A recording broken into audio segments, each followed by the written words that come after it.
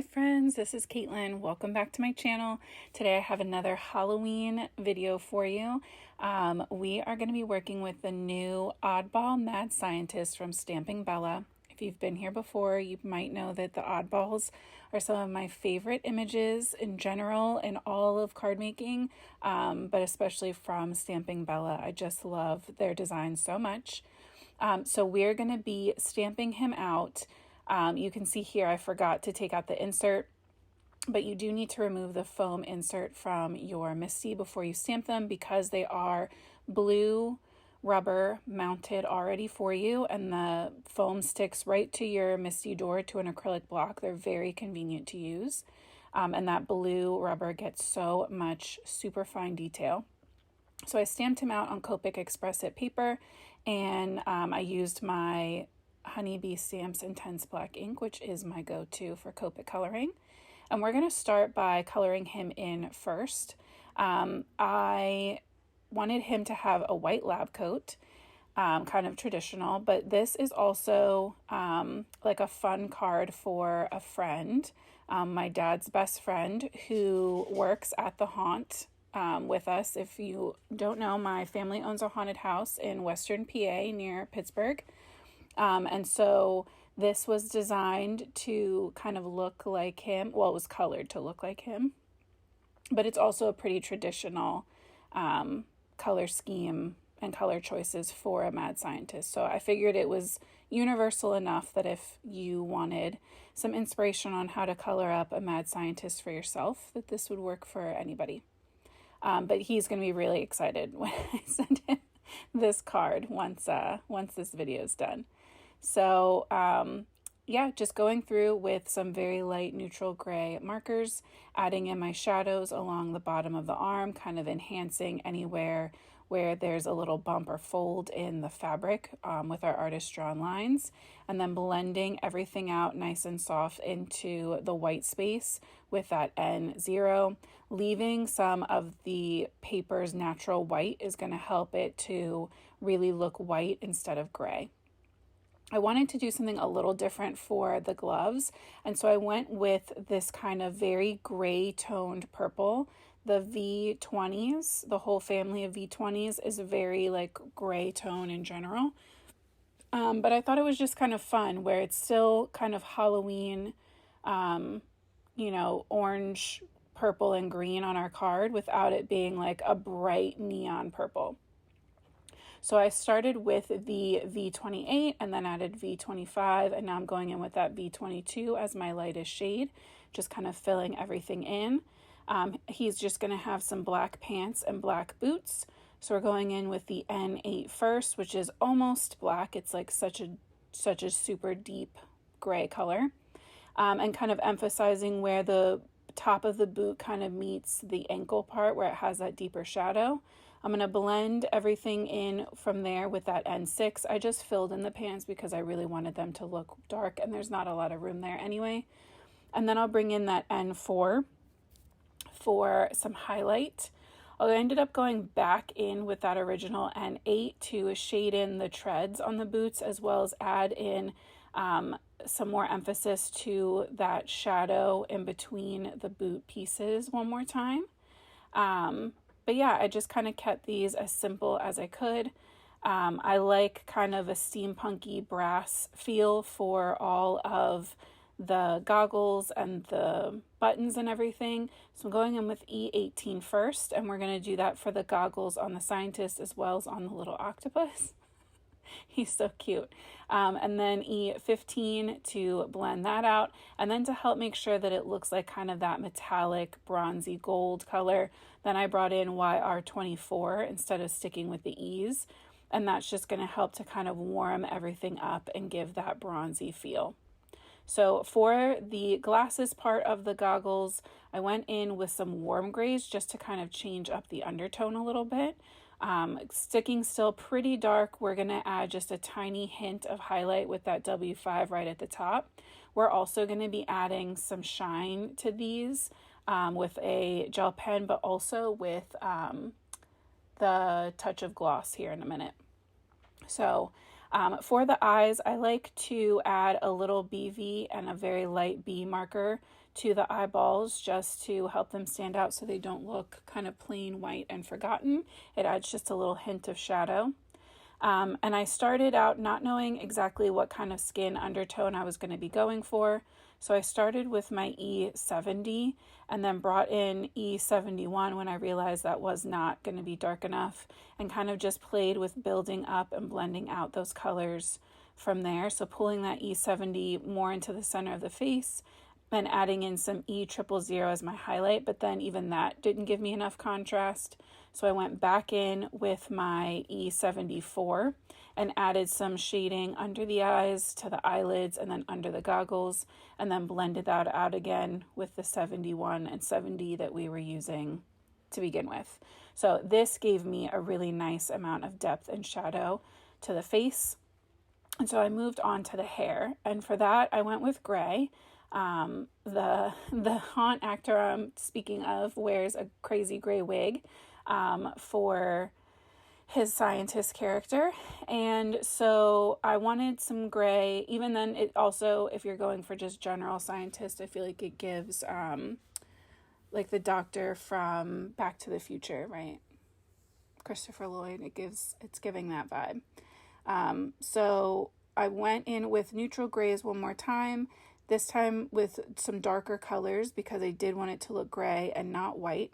And we're just kind of focusing the color on the root and then the very tips of the hair, and that'll give a nice shine to everything. For our little glass beaker, I brought in some very light B markers, kind of emphasizing that inner circle, and then a little bit on the neck of the beaker as well, or vial, I don't know.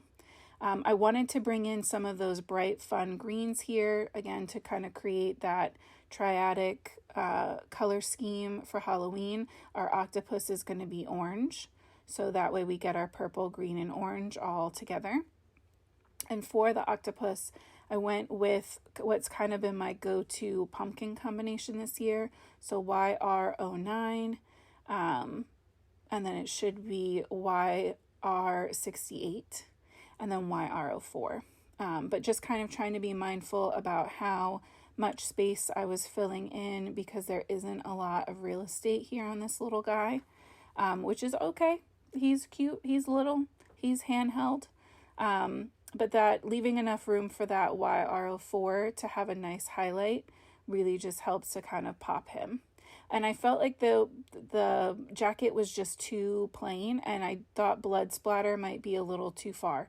So I decided to kind of make it look like maybe he's keeping some extra ingredients or something for whatever's in that beaker in his pocket and starting to kind of leak out. So we went in with those same green colors and added it dripping out of his pocket. And here's where I'm taking that Pink and Mane touch of gloss and adding it to his goggles, the octopus's goggles, and then the center section of that little beaker. This is a similar product as the glossy accents from Ranger. I just like it because it's a little bit bigger of a bottle, and so I don't have to repurchase it as often. So I actually took a break and came back to this card the next day. Once that glossy or touch of gloss had dried, you don't have to give it that much time, but I was just done for the night. So I let it dry overnight. I came back to it the next day. I'm trimming down this super bright green cardstock that I have. It's left over from like 12 by 12 packs that I had bought years ago. And originally my plan was to have that be the mat on the back. But then once I added this fun kind of octagon stitched panel with the skulls and bones, that came from a Waffle Flower Spooktacular paper pad that just came out. So when I put all of those together, I don't know, I wasn't loving how everything was layering together. So I'm bringing in one more piece of plain black cardstock. That is a full A2 size, so 5.5 by 4.25. And then for that green mat, I'm actually going to attach that black wood grain that came from Tim Holtz, I think last year. And I'm going to shimmy it up so that it's just a tiny little sliver of the green. and then we'll just trim on the other two sides to kind of match. To me, this is easier than trying to measure. And now when we add that on, we'll have that main black frame and just this little peak of lime green all the way around. And I just love how that looks. The green by itself was cool, but the green with that little extra black outline behind it, to me, really just pops. And it almost gives kind of that like a neon sign effect, which just reminds me of like a crazy laboratory. So I did go in and fussy cut the image out. I'm pretty sure Stamping Bella still is not doing dies for these, but for the most part, they're not too bad. Right around the octopus was a little weird, and I did end up cutting in between the octopus and his hair to kind of get that space above his elbow, like out of the way, because I wanted you to be able to see that black pattern paper behind it. So I'm taking these sentiment strips from Simon Says Stamp. The main one on the front is going to be the trick or treat with a question mark, and then the inside is going to say, I won't make you smell my feet. Also, I'm so sorry if you can see in this footage, there was a fly bugging me this day, and it was driving me absolutely crazy. The cool thing about the glossy accents and touch of gloss is if you wait for it to dry, you can go in on top of it and add gel pen and it stays in place. Because if you've ever tried to use gel pen and put glossy on top, it usually reliquefies it and it blurs it. You lose that crisp line. So this time I added it after it was dry and it was so good. So good. So I added foam to the back of my octagon, which I did cut with that pink and mane. It's like oblong stitched octagon die. I'm loving these shapes. They're really making me happy. So I pop that up with foam, and then I'm adding my little scientist directly on with liquid glue. For my sentiment strip, I love that you can color in these letters on these reverse sentiment strips from Simon. So I'm going in with 2 different lime greens from our trio before. And so it's kind of every other for the trick or treat. And I'm also going to take a black water-based marker and run that along the edges so you don't see the white core of the paper once we add it to the front. I didn't bother worrying about that for the one that's going to go on the inside because our card base is white, so the edges will kind of just disappear. I added foam just to the 2 ends so that it would be level since our main panel there, our skull panel, is popped up, and a little liquid glue in the middle just so that everything would lay nice and flat. I brought in my T-square and kind of zhuzhed it up a little bit so I knew everything was nice and straight. And then for the inner sentiment, I just went in with that lightest lime green and a little liquid glue on that. I decided to put it in a little crooked, a little wonky. I thought that was kind of fun and cute for Halloween. But that is our whole card brought together. I hope that you enjoyed this one. I know that Chris will love it. So I hope you'll keep joining me. We have a couple more weeks till Halloween, lots of projects coming. I hope you have a great weekend. Until next time, guys, happy crafting.